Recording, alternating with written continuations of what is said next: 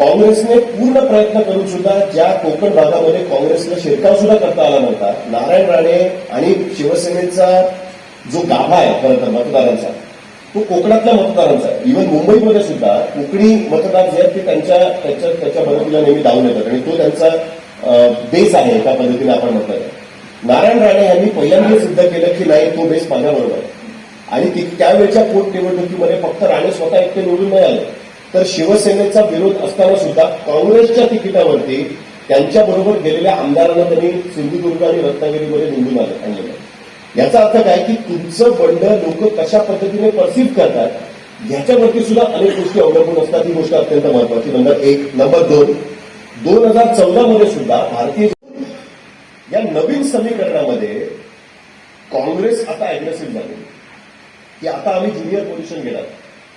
अजूनही मुख्यमंत्री पद काँग्रेसलाच मिळेल याच्याबद्दल माझ्या मनात क्लॅरिटी नाहीये खरं बघायला गेलं तर. कारण शेवटी आघाडी याचं राजकारण वेगळं असतं. तुम्हाला आठवत असेल तर कर्नाटकमध्ये ज्यावेळेस येदियुरप्पा भारतीय जनता पार्टीला 106 जागा मिळाल्या होत्या आणि बहुमतापासून ते 7 जागांनी मागे होते, त्यावेळेस 35 जागा असून सुद्धा 28 जनता दल सेक्युलरला काँग्रेसच्या 85 जागा होत्या. पण काँग्रेसने डिक्लेअर करून टाकलं की कुमारस्वामींना आम्ही मुख्यमंत्री पदासाठी पाठवलं. सोनिया गांधींनी भूमिका समजूतदारपणाची. सो त्याच्यामुळे अजूनही महाराष्ट्रामध्ये एकतर आताची परिस्थिती आणि त्याच्यानंतर विधानसभा निवडणुकी झाल्यानंतर जे नंबर्स आलेले असतील त्याच्यानंतर परिस्थिती काय बदलते.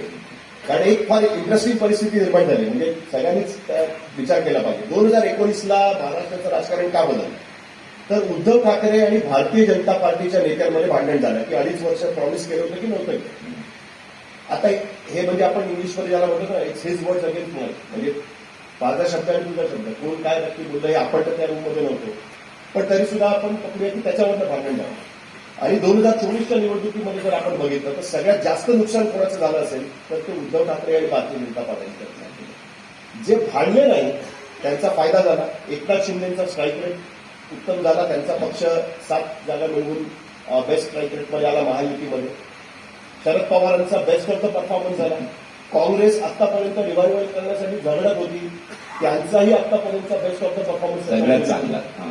सो या पिक्युलियर परिस्थितीमुळे या विधानसभा निवडणुकीनंतर कशा पद्धतीच्या सीट कोण निवडून आणतात त्याच्यावरती अनेक गोष्टी अवलंबून असणार आहेत. त्या पद्धतीने चित्र ते बदलत जाऊ शकतं. ही गोष्ट नाही, मला एक प्रश्न विचारायचा आहे की तुम्ही जी काँग्रेसने वैचारिक क्लॅरिटी स्पष्ट केलेली आहे, ज्या लोकांना लोक निवडून देतात, ज्या लोकांना वर आपण विश्वास असा टाकतो की हे आपल्या जीवनाशी संबंधित असलेले कायदे बनवू शकतात, त्याच्यासाठी त्यांना कायदे मंडळामध्ये आपण निवडून पाहतो. बरोबर.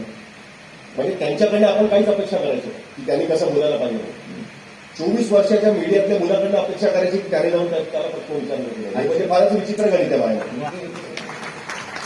जे लोक तिकडे जाऊन कायदे मंडळामध्ये बोलतात त्यांच्याकडे आपण अपेक्षा नाही करायची की अरे ह्यांनी बरोबर बोलायला पाहिजे होतं की नाही बोलायला पाहिजे होतं. त्यांनी वाटेल तसं बोललं तरी चालेल, पण मीडियाने मात्र ठरवलं पाहिजे की बाबा हा वाटेल तसं बोलतोय तर आपण त्याचं उलट. माझं तर असं मत आहे की ते लोकांसमोर गेलं पाहिजे.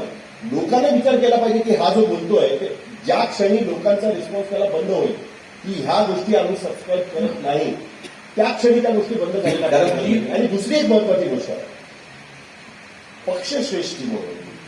पक्षातल्या लोकांनी आपल्या पक्षातल्या नेत्यांनी कशा पद्धतीने बोललं ह्याची काही आचारसंहिता टाकून दिली पाहिजे की नाही पाहिजे. आम्ही आमच्या रिपोर्ट असं सांगतो ना की तुम्ही ज्यावेळेस मीडियासमोर येऊन बोलता त्यावेळेस कशा पद्धतीने तुम्हाला बोललं पाहिजे.